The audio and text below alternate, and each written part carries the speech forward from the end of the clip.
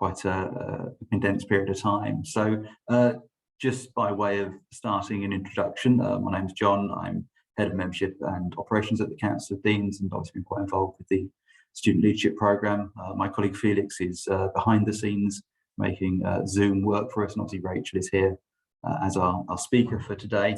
So welcome everybody to the session. It's good to see so many of you here. This is obviously one of our SLP webinars. It's supported also by Health Education England, and we hope we know it's a topic that will resonate with a lot of people, including probably all of us here. Will have experienced imposter syndrome at some point, so hopefully this will be really useful to you. And you'll see, just by way of housekeeping, down the bottom there is a Q&A button. If you want to ask any questions to Rachel at any point, please use that and type those in there. If you're exchanging comments amongst each other, there's also a chat button as well, so you can kind of drop comments or greetings to each other in there as well. So we use the last 15 minutes probably for short Q&A on things you put in the Q&A section. So I will pass over now to Rachel for her to introduce herself and then to start the webinar. Thank you so much for that lovely introduction. Now, I should have pre-warned you, but if you haven't got a pen and paper or a phone or some kind of calculator, just go and nip and get one. So all we're going to do is a little quiz. You don't have to share, but it might be helpful. Okay, so while people are doing that, I'm going to share my presentation. Take it slow. And introduce myself. Right, here we go.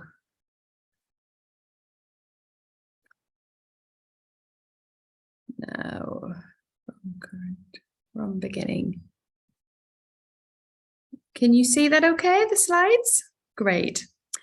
So I'm delighted to be here. My name is Rachael Moses. I'm a consultant respiratory physiotherapist, and I have what they call a portfolio career. And it sounds really posh, that, doesn't it? But it basically means I work a lot. And I work the equivalent of 1.5 days clinically. My area is like complex ventilation, so critical care all the way through to people needing breathing machines at home. And I work 1 day a week as a national clinical advisor for respiratory in NHS England. And I work 4 days a week with the NHS Leadership Academy, which is like what I would describe my grown-up job, in the Talent and Leadership and Lifelong Learning team, which is also known as the NHS Leadership Academy. And I'm going to be talking to you today about navigating imposter syndrome, which I think is hilarious. Because even now, sitting, just talking this lovely webinar I'm going to give you, I'm really nervous. Like, I get so nervous before I do stuff like this. And it's something that I think many of us kind of battle with. Many of us, regardless of whether it be our academic life, our work life, or personal life, have these feelings when we go into situations that when we don't feel particularly confident in, that we kind of challenge ourselves and question ourselves. And I just want to kind of put a warning out there to people that when we talk about these types of things that involve our own feelings, our own emotions, really challenging some of our complex thoughts, it can be really liberating for people. People can have this light bulb moment thinking, wow, yes, I feel that and I know why I feel it. But it can also have the other extreme effect, which it can be triggering for people. People can think, oh my goodness, you know, this is me. And I didn't realize that about myself, and can find it a little bit disturbing. So one of the things I want to say is my contact details are on here. And if you feel either of those extremes, please do reach out, either on social media or via email, and we can connect and have a chat afterwards. Now, a little bit about me, just a very little bit. I'm a respiratory physiotherapist. You can see me there with my cheesy grin and my uniform and my little badges. If any of you get badges from your societies, I still wear mine. We've survived a long, they're over 20 years old, them badges. We've survived a long time. So yes, I'm NHS respiratory physio. I've also spent time in the British Army. So I was a British Army officer, and that was a short service commission, less just about 4 years, less than 4 years. And I went on operational deployments to Iraq and other places. And that's really where I discovered what leadership looked like in different forms. And I'm very grateful for my kind of leadership experience within the military. I worked in rotational posts in the Newcastle upon Tyne hospitals. That's the bottom left-hand corner, specialising in critical care and then long-term ventilation, and also spent some time working across the country in the Midlands and St George's in Tooting for anyone joining from London. One of the best teams I've ever worked in actually was at St George's in Tooting, a really great, wonderful team. Large multicultural teaching hospital, and learned some very important leadership lessons on how to be an inclusive leader. And it was really my time in London where I found a bit of a platform. I wasn't doing anything differently, but I was given opportunities that I hadn't been given before in some of my other roles, to really kind of do talks or presentations or join committees and networks. And this is when I really started to feel this thing that we know as imposter syndrome. Patients are critical in everything I do. You see lovely Ben there. He's one of my patients. He's lovely, and he does a lot of work on social media for us. And in the top right-hand screen, there's a picture of myself with a chap called Dr. Mohanpal Singh Chandan, who was a respiratory GP from Birmingham, and we co-share the National Clinical Advisor post. So that's a great split for me. He's a GP. I'm secondary care centric and a physio. We have completely different cultural backgrounds, so we have great diversity of thought in that role. So I wanted to talk a little bit about the definition of imposter syndrome. So if you were to look up on Google, if you were to put this in Google, this is the type of things that you would come up with. So you've got an Oxford Dictionary definition. You have a definition from the Harvard Business School, which has done a lot of research. It's a huge organization in leadership and culture and lots of different things. So really just talking about this inability of an individual to recognize the success that they have. It's that individual affirmation that they've achieved great stuff. And it plants this seed of doubt in your mind when there's no reason for it to be there. So it's not like someone's come up to you and said, you've done a really rubbish job there, or you're really poor at that. People are actually giving people positive affirmation, and they don't accept it. But the whole concept of imposter syndrome or imposter phenomenon was coined by two female researchers, psychologists actually, who talked about this psychological occurrence in individuals which makes them doubt their skills, talents, and accomplishments. And it's a persistent internalized fear of being exposed as a fraud. Now, this might be the first light bulb moment for people where they think, this is me. When I first started looking into this, that's what happened to me. I was like, oh my goodness, this is the fear that I have. And these two amazing women went on to do a lot of research, and they conceptualized this definition or this phenomenon of what it was and what mainly women, but that was, you know, we're going back 30, 40, 50 years now when this research first started to happen, where it was centered around women. And a lot of the initial research and a lot of the initial findings were because of the traditional gender stereotypes that existed in our societies about more importance and more power given to males, about familiar roles. So when you're a family, like the role of the woman compared to the man, and then cultural norms. So in certain cultures, being this very different role for females and males. And of course, now we know much more about gender spectrum. We know that there's two biological sexes, but we know that people do identify across different genders. So the complexity has become a lot more in-depth actually from when we first discovered or recognized this phenomenon to where we are now. But this initial research really validated for a lot of people that these feelings and these doubts that they had were real. And that's one of the first steps of recognition.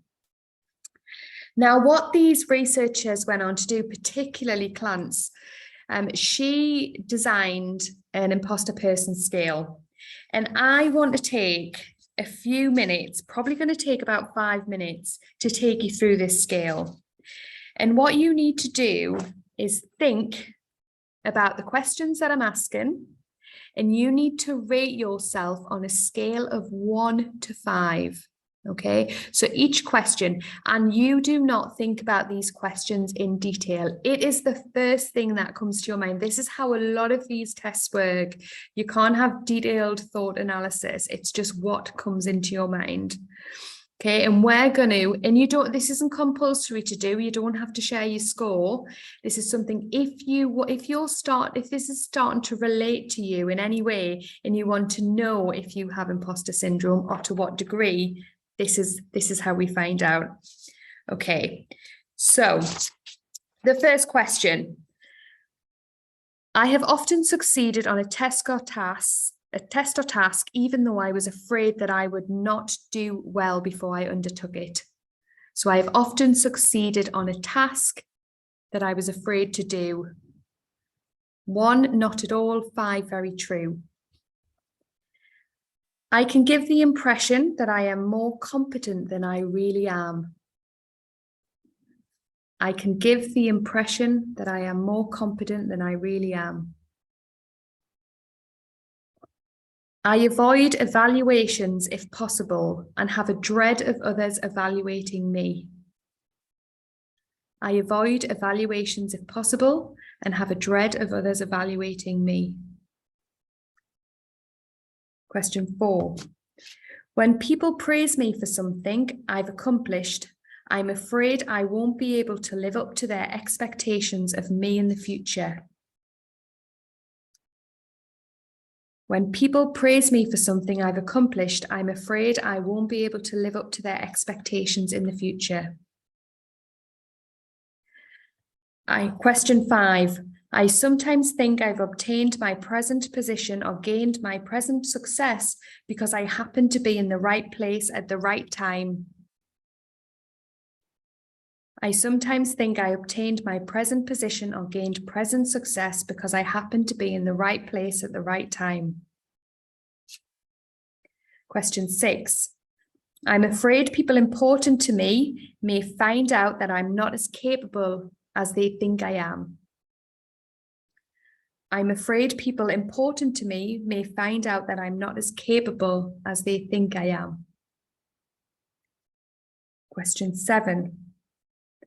I tend to remember the incidents in which I have not done my best more than the times I have done my best. I tend to remember the incidences I have not done my best more than the times I have done my best. Question 8. I rarely do a project or task as well as I'd like to do it. I rarely do a project or task as well as I'd like to do it. Question 9. Sometimes I feel or believe that my success in life or in my job has been the result of some kind of error. Sometimes I feel or believe that my success in life or my job has been a result of some kind of error. Question 10.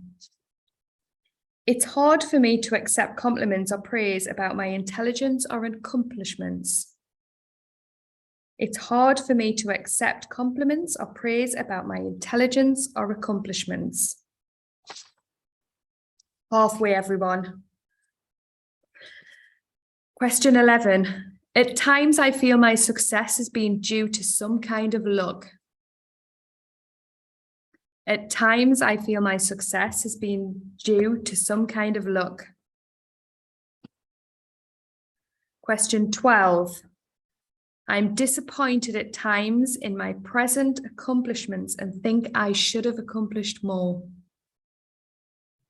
I'm disappointed at times in my present accomplishments and think I should have accomplished more. Question 13. Sometimes I'm afraid others will discover how much knowledge or ability I really lack. Sometimes I'm afraid others will discover how much knowledge or ability I really lack. Question 14. I'm often afraid that I may fail at a new assignment, even though I generally do well at what I attempt. I'm often afraid that I may fail at a new assignment, even though I generally do well at what I attempt. Question 15. When I've succeeded at something and received recognition, I have doubts that I can keep repeating success. When I've succeeded at something and received recognition for my accomplishments, I have doubts that I can keep repeating that success. Question 16. If I receive a great deal of praise for something I've accomplished, I tend to discount the importance of what I've done. If I receive a great deal of praise and recognition for something I've accomplished, I tend to discount the importance of what I've done. Question 17. I often compare my ability to those around me and think they are more intelligent. I often compare my ability to those around me and think they are more intelligent. Question 18. I often worry about not succeeding with a project, even though others around me have considerable confidence in me. I often worry about not succeeding with a project, even though others around me have considerable confidence in me. Question 19. If I'm going to receive a promotion or gain recognition, I don't tell people until it's a fact. If I'm going to receive promotion or recognition, I don't tell people until it's a fact. Last question. I feel bad and discouraged if I am not the best in situations that involve achievement. I feel bad and discouraged if I'm not the best in situations that involve achievement.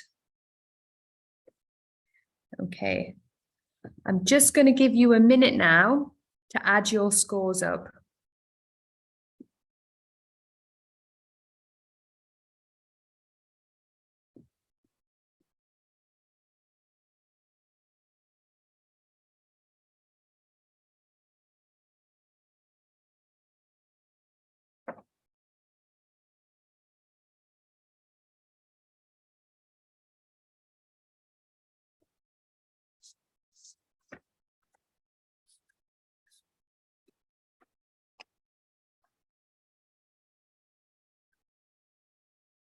Okay, I know some of you might still be adding up, but on the screen now is the scoring scale. And they categorize 40 or less. So if you scored 40 or less in that questionnaire, you have few imposter characteristics. 41 to 60, you're a moderate imposter. 61 to 80, you have frequent imposter feelings. And for those 80 or over, you have intense imposter syndrome experiences. So depending where you are on that scale, and there's no judgment here. This is something for you as an individual to help you in the recognition of your imposter syndrome or belief. And if I tell you my score is 78, I don't know how many people relate to that. And of course, if you want to put your score in the chat, please do. We can look at it afterwards, but you don't have to. This is something for you. And what sometimes people do, if they're up there in the kind of 60s, 70s, 80s, they learn or recognize some of these behaviors and what we're going to talk about next. And then they might repeat this in, say, 12 months time or 2 years time or whatever. And when we talk about people on their leadership journeys, and as you know, you've been taught this very well already, you can be a leader at any stage, but when you start occupying those spaces that are full of very either intelligent people or older people or people who've been doing whatever it is for a very long time, you might have more of these imposter syndrome tendencies than if you're in a very comfortable environment or situation. So for those of you that do identify as an imposter or have this imposter phenomenon or imposter syndrome, you're not alone. There is an incredible amount of work out there now that, and the studies show that of all participants that these researchers look at, anyone between 70 and 84% of a population of people will experience these imposter syndrome phenomenons, behaviors, beliefs at some point in their life. That's an incredible amount of people, so you're not alone. But what I want you to do is take a moment and think about what it means for you as an individual. So you've scored yourself, you've read the definitions, you've thought about what the imposter syndrome is. What does that mean for you? What thoughts are now in your head when you see yourself in that situation or having those beliefs? Again, people who've got a pen and paper can maybe scribble some down. But I'm going to tell you some of mine. So this is my vulnerability. This is what I feel when I ask myself this question. This is what I feel. So you get that feeling you just don't feel like you're quite good enough. And even if people are telling you you're good enough, you just have this feeling that you're just not quite there. Not believing in yourself. Just not having that belief in yourself, and you can coach other people and you can rally other people and you can tell other people how brilliant they are, but there's something about you believing it yourself. This leads to this self-doubt. Someone's put you forward for something. Someone says, you can go and talk at that. And you think, but can I? But you've done it before. You were really, really good. But was I? That self-doubt. Not trusting others' opinions is a massive part of that. Someone having super confidence that you can do that, you can perform, but you not trusting people. Someone inviting you to a meeting, someone inviting you to speak, someone, whatever it might be, and you just not trusting their opinion. Being overcritical of yourself if things in your head don't go quite to plan. So if that one little thing doesn't work out and 100 things do, you'll be overcritical on that thing that just didn't quite add up or you didn't quite do well at. When people do give you this positive feedback, you can just dismiss it. Oh, thanks. I didn't. I mean, we even do it with the clothes we wear. Oh, that's a lovely, just this old thing. Oh, got it from Primark. You do, it's something that starts creeping into your social behaviors as well. You take it out of your context. For me personally, there's no time to pause and reflect. So when I've achieved something, I've done something well, or someone says, oh, that's a great job, I'm on to the next thing. I'm on to the next thing. I'm on to the next thing. Part of this would be people's personality types. But sometimes with imposter syndrome, you just don't give yourself that time, which reinforces these self-doubts and behaviors that don't allow you the chance to celebrate what you've achieved. And like I said, this thing about focusing on the things that don't go right. And when we look at the very earlier research, a lot of this was strong gender stereotypes. So they found that women done that a lot more than men. Men used to shrug things off a lot more than women, and women used to be more critical. But of course, that's such a small part of it now. But as a female, I did identify with that, definitely. And the researchers go on to describe this cycle. And this cycle is driven not necessarily by the need to be special or be the best, but these are self-imposed standards that we put on ourselves. And when you contextualize them, it is about being performing in the best way you can, or being the best version of yourself in that situation. And it's those self-imposed standards that lead to this cycle of fear of failure, denial, discounting praise, and then being fearful when you go into the next situation, not maybe because you don't have confidence in your ability to execute the task, because of these feelings that you have of not performing at the level you set yourself, which can often be unrealistic and not needed. So Dr. Valerie Young is someone else, if you were to Google or to do a review of research into this field, has produced some amazing work, and they have a website you can go, and they have a number of resources and these infographics you can see. But they talk about these 5 types of imposters. Now, these are the experts, they're the researchers. I don't disagree with them, but I think the way I think about imposter syndrome as a clinician is a spectrum, and situational and environmental for me. And as much as you might relate to one of these 5 types, for me, how I manage or navigate that imposter syndrome is independent of the box I kind of fit into. But why is it important we even address it? So as healthcare leaders, why is it important we talk about the cost or the consequences of imposter syndrome? Well, we are navigating a very complex, very tricky, very difficult time in health and social care. You're entering really complex systems that often aren't kind, that are discriminatory, that are really, really challenging, but we have hope for change. And when we talk about leadership, when we talk about compassion, when we talk about cultures, we need people who are confident in their authentic selves to bring themselves and their thought to the table. And when people have protected characteristics, if you think about our colleagues from Black, Asian, minority, ethnic backgrounds, our colleagues with disability, our trans colleagues, they're going to have additional barriers that are placed in by the system, systemic barriers to speaking out or to voicing, and then add in this imposter complex.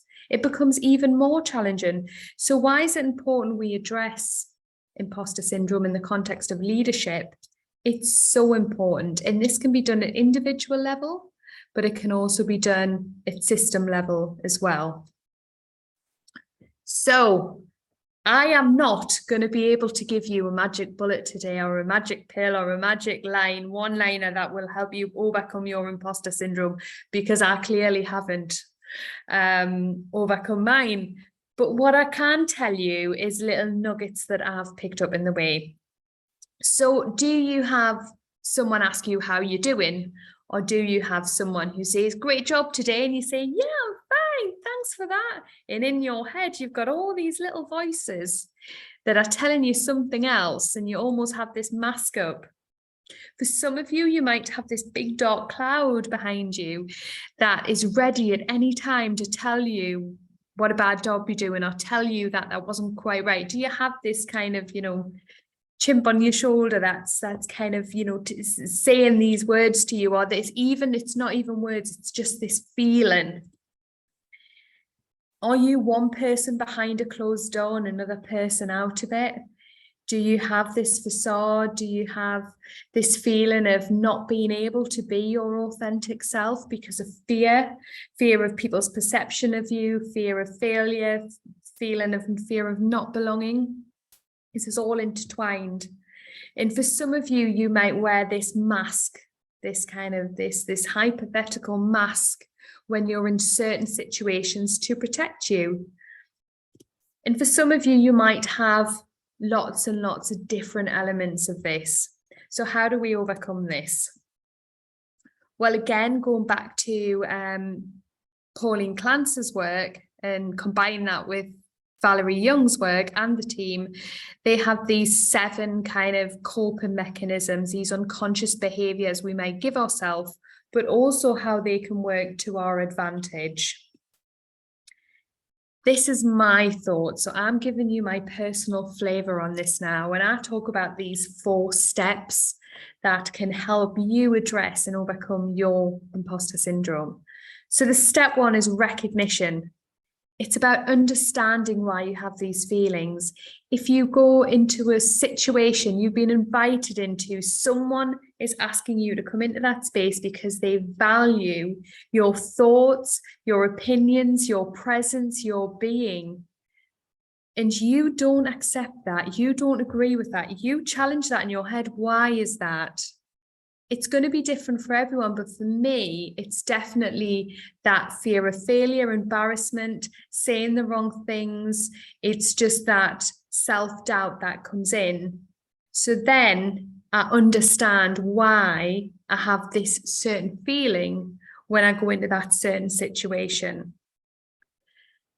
Then taking time to explore that. So quite often, this is where the psychology comes in, and I don't want to be too psychology heavy because I'm not even, I'm obviously not a psychologist, but I do work with some brilliant psychologists.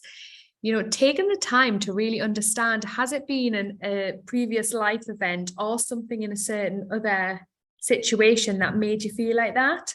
Often when we have poor leadership, or we're subjected to people who are poor leaders, it can be that one throwaway comment or that one behavior that's something that belittles us or makes us feel small.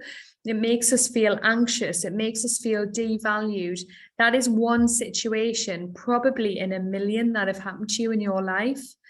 For some of you, sadly, unfortunately, that will be more of a common occurrence.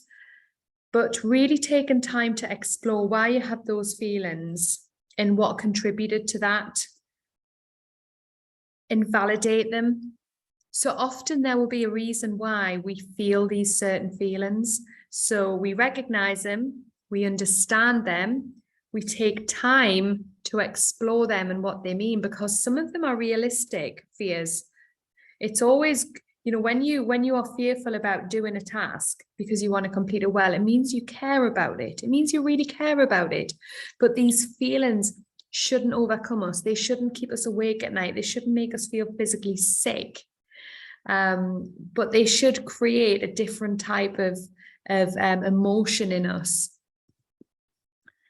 Step 2 is understanding. It's now understanding what we do with this. So we understand the feelings we're going to get. So someone said to me, Rachel, you've got to do a talk in an hour in front of 300 people about the effect of air quality on lung health, which is what I've been doing this morning.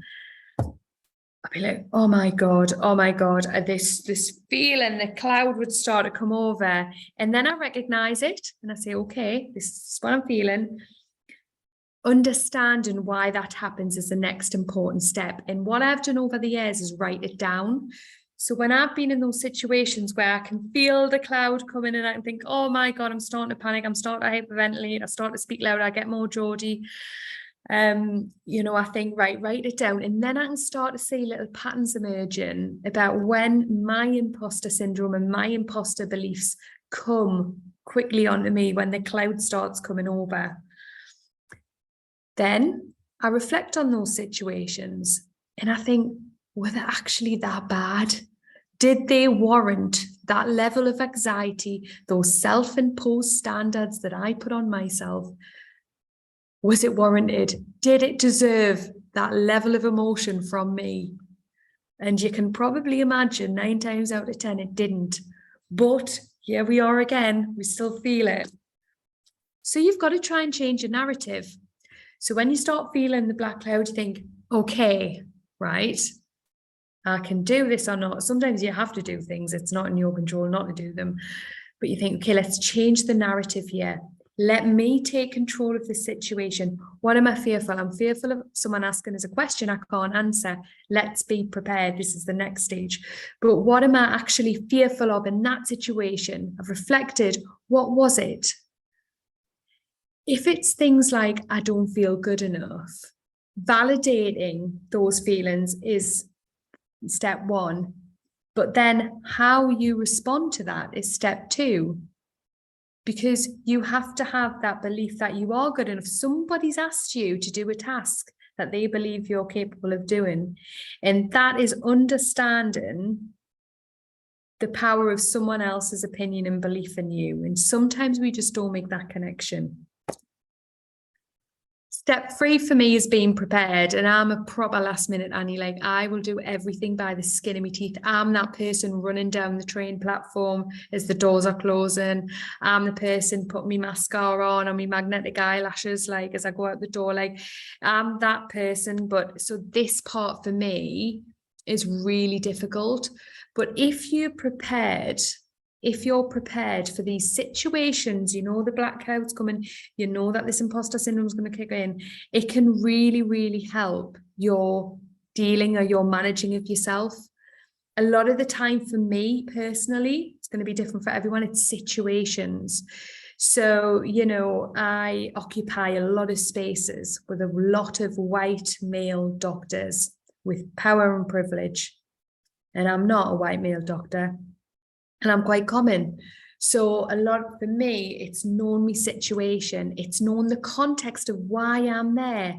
Why me? Why do you want me there? That's an absolutely fine question to ask, because what they'll do is they'll tell you, well, you're there because of X, Y, and Z. And you're there because we want you to be there. And that can really help you prepare for that situation, to give you the context and help reduce your anxieties and whatever that might be.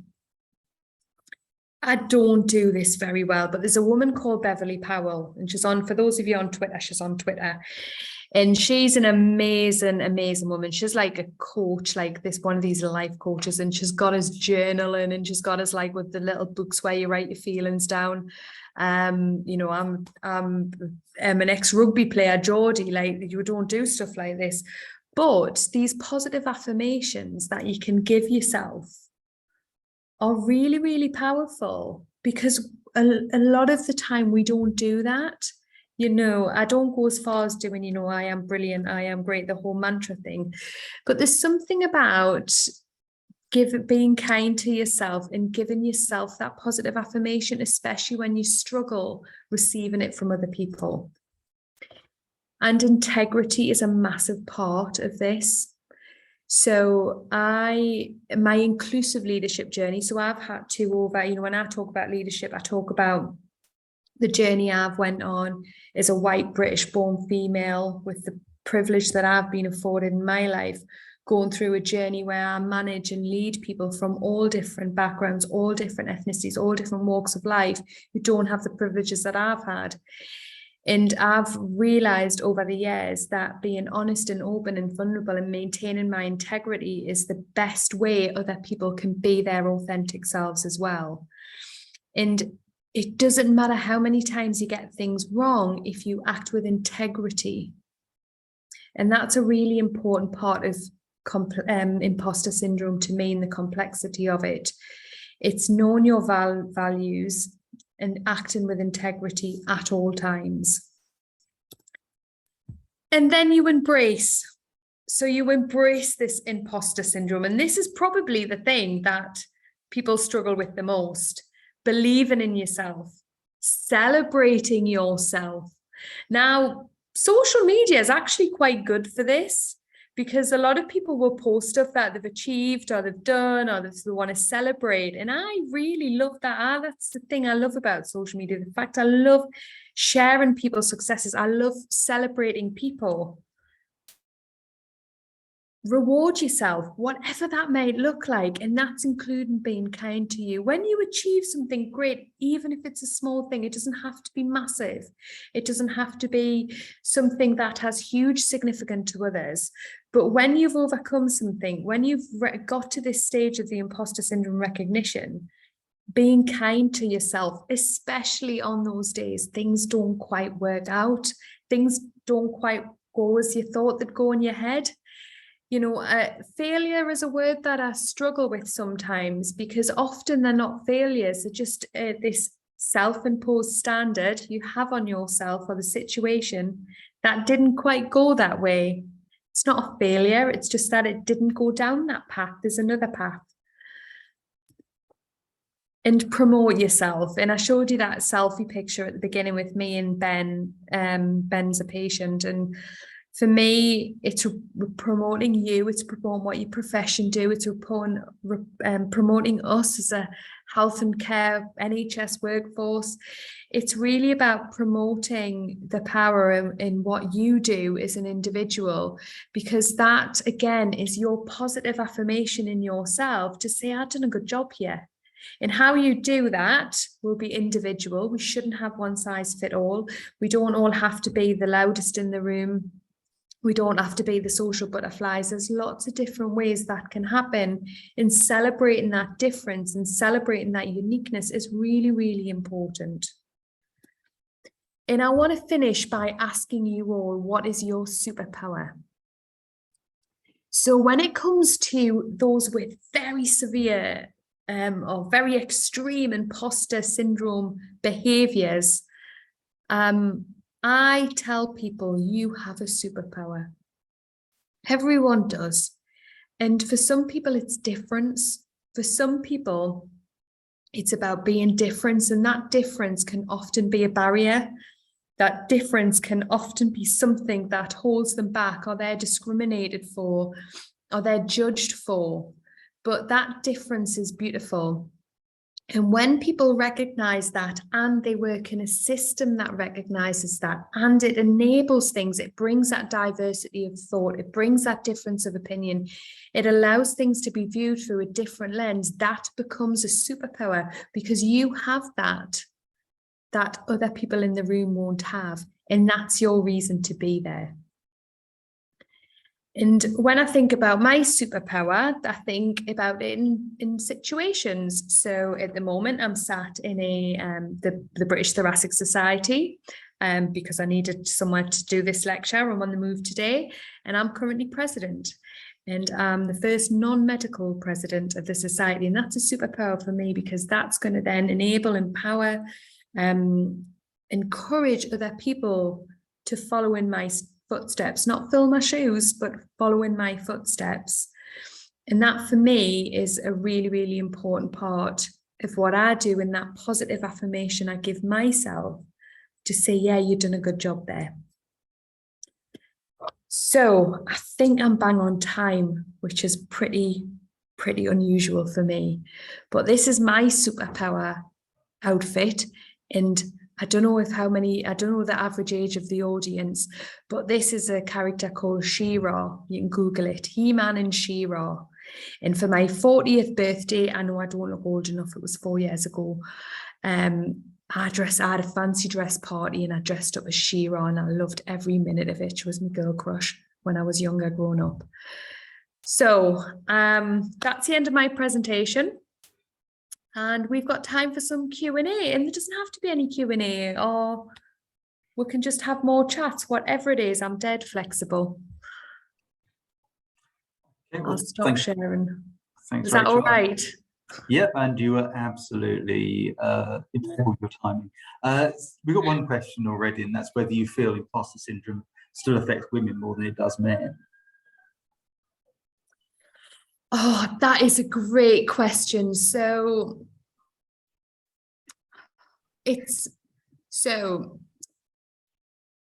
again, I'm very conscious of our trans colleagues and our trans, people in our communities who don't identify as male or female. I identify as a female, and I'm a feminist, and I'm also a trans activist, but I'm a feminist. And I honestly believe, my opinion is, it does affect females more than your stereotypical male, because I still think we have those societal norms that encourage men more than women. So I think for me, I'd have to answer that really honestly and say yes, but I think times are changing, and I think the more female role models we have, like a lot of my role models are female. A lot of the people who have enabled me in my career have been men. So it's really interesting, because a lot of the doors I've had opened have been from male colleagues. but my role models are women. So I hope that answers the question. It's I could have answered that corporately as well, not personally, but I answered it personally. Off the back of that, I wonder, because you mentioned it affecting different personality types, sometimes more than others, and if there was anything more sort of about that as particular personality types who may experience imposter syndrome more. Yeah, it's really interesting. So as part of your life journeys, leadership journeys, are, you'll probably do personality tests along the way. I think that a lot of it is situational context as well as personality type, but then also there's some other things about what drives and motivates you. So there's a thing called the driver's questionnaire, which I always do with my team, and my team always think I do it with them because I want them to understand themselves more. But as a manager, I want to understand them more. I want to know what drives and motivates them, because I'm going to get the very best out of someone if I do. Not just productivity, but in that whole concept of them and as a team. So yeah, I do think personality types definitely plays into it. I think the situation does, I think your team does, and then what drives and motivates you. But we think, again, this is kind of linking into leadership, isn't it? But I talk about my parents, and they're both NHS nurses, both very, very quiet people, real introverts, and then they're like, where the hell did you come from? They cannot understand. I still get nervous, don't get us wrong, and I have in social situations, I'm not always dead loud and stuff, but yeah, so it's weird, isn't it? Because it's sometimes that role model that takes over as well. Yeah, so I'm reading questions both in the Q&A and in the chat. One in the chat about whether losing imposter syndrome actually can reduce drive to achieve. Somebody saying they feel it's a motivator almost. Another really good point. So I know, and I'm not just, this isn't again about male females, it just happens to be when we've discussed imposter syndrome in both a social environment and a classroom environment, after a few pints, or you're after a conference and you're all hanging around having coffee, and the only people I know who do not identify as having imposter syndrome are very experienced, middle-aged or older males. And when I say to them, how don't you have this fear? And, they said, because they're just so confident in whatever it is they're doing, they'll only say yes to the things they're really confident in, and they do it and they know they'll perform. And that's it. They have this intrinsic belief that they are going to perform and they do well, and that, it's confidence. And then I say, but do you not get fearful of, do you care? Are you passionate? You're so confident you're going to do something. What if you got that critical feedback of someone saying, well, I didn't think that was actually that good, or what? And they said, well, if it's just one, I'd just brush it off. I wouldn't think about it. So when I think of imposter syndrome, I think that element of having some of it is that you care, you're passionate about whatever it is you're going to do. You want to perform well, and that excites you. And then hopefully over time you get that immense feeling of pride or achievement because you've had these fears at the beginning. And that's what these people in my life, the people that I've spoken to, they don't often have that sense of euphoria when they do something and they do a good job of it. It just becomes something. So yeah, I completely agree with that question and statement. I think there's a fear if you don't have an element. I mean, the less than 40s, still being in the 30s maybe, that, you might not want to perform as well. But I think it's how you manage it.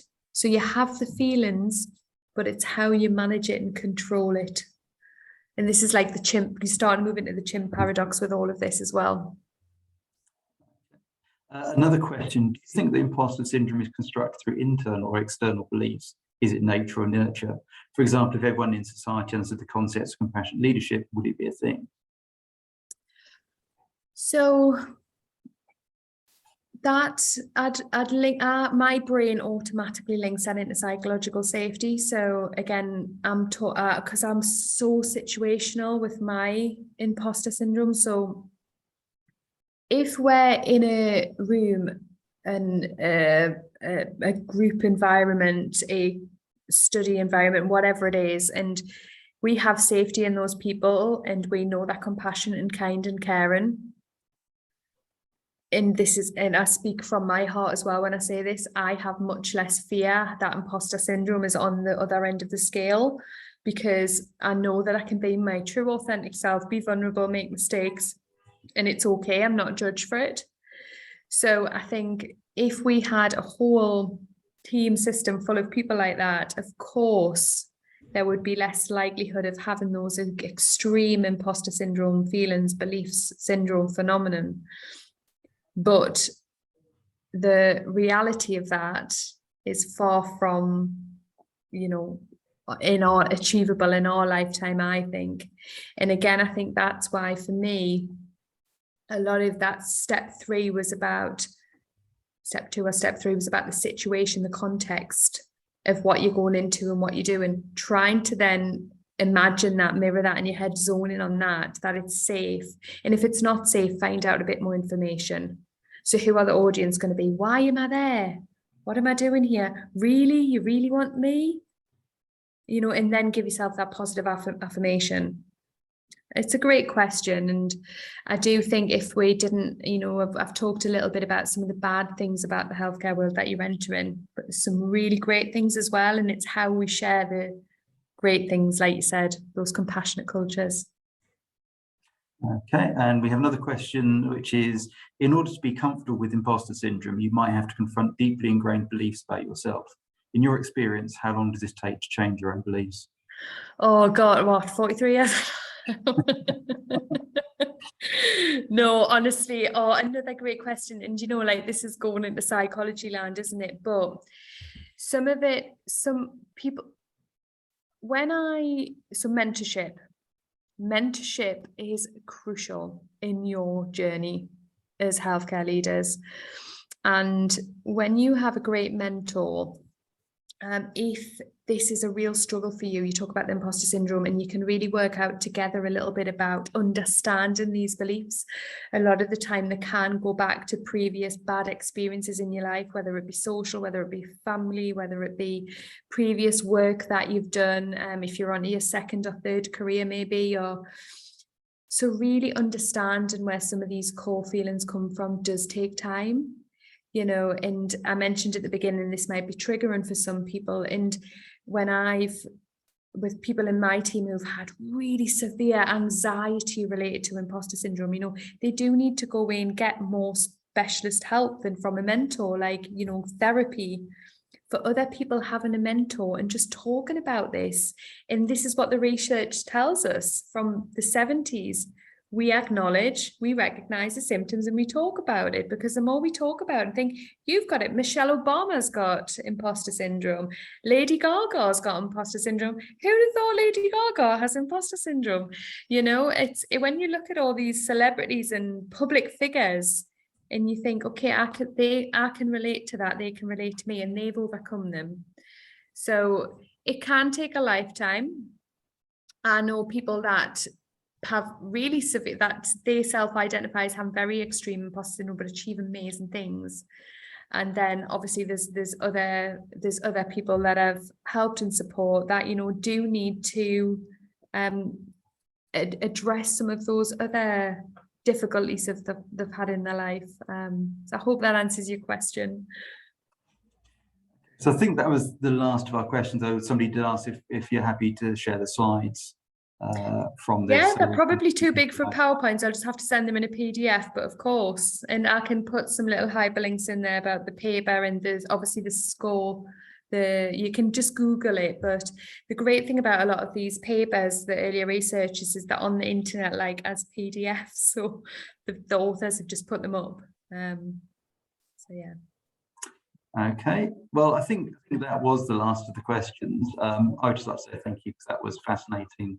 I know you said you couldn't offer us a magic pill, but there was so much advice and good, helpful techniques to your own kind of reframing the narrative, I think, which everybody's going to find really useful. So on behalf of all the people here, thank you for that. And yeah, I need to remind people our next webinar is upcoming on the 17th of November, which is on personalised care with Dr. Emma Hyde, and details will be on the Student Leadership Programme website. And yes, thank you, everybody.